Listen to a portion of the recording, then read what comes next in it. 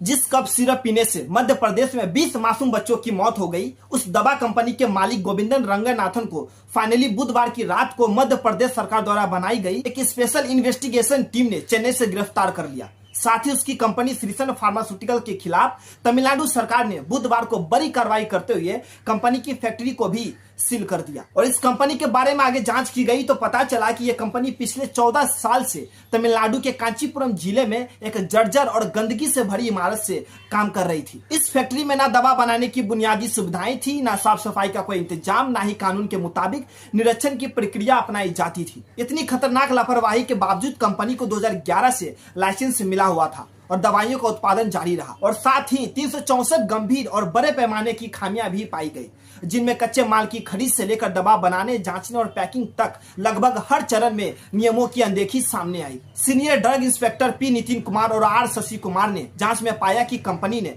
गैर pharmaceutical grade का propylene glycol खरीदा था, जो दवा बनाने के लिए उपयुक्त नहीं था और उसकी कोई बिल या इनवॉइस भी नहीं थी। ये वही केमिकल है जो बच्चे की मौत का कारण बना। यहाँ पर दवाइयाँ गलियारों में रखी जा रही थी, जहाँ air handling unit, pest control, साफ पानी की व्यवस्था कुछ भी नहीं था।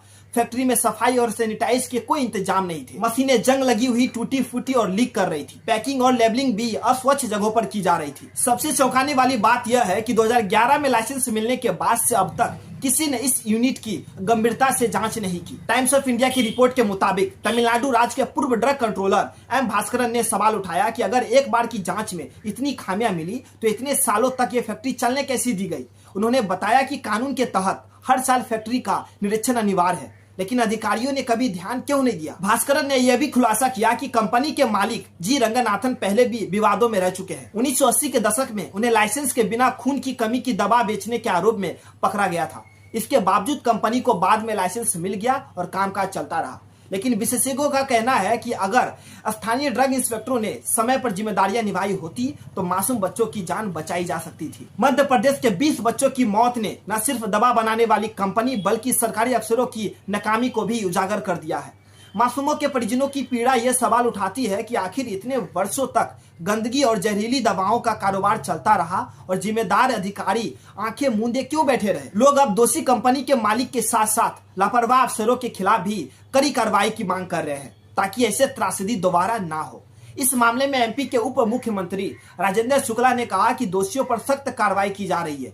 जिन डॉक्टरों ने इस दवा को प्रिस्क्राइब किया था उनकी गिरफ्तारी हो चुकी है। यह कंपनी ने घटिया क्वालिटी का प्रोपिलीन ग्लाइकोल खरीदा, उसका कभी टेस्ट भी नहीं कराया। चौंकाने वाली बात यह है कि कंपनी के पास ना तो खरीदी के बिल है और ना ही प्रयोग किए केमिकल के रिकॉर्ड मौजूद है। लैब जांच में यह भी पाया गया कि सिरप में डाईएथिलीन ग्लाइकोल और एथिलीन ग्लाइकोल जैसे जहरीले रसायनों की मौजूदगी तय सीमा से 486 गुना अधिक थी।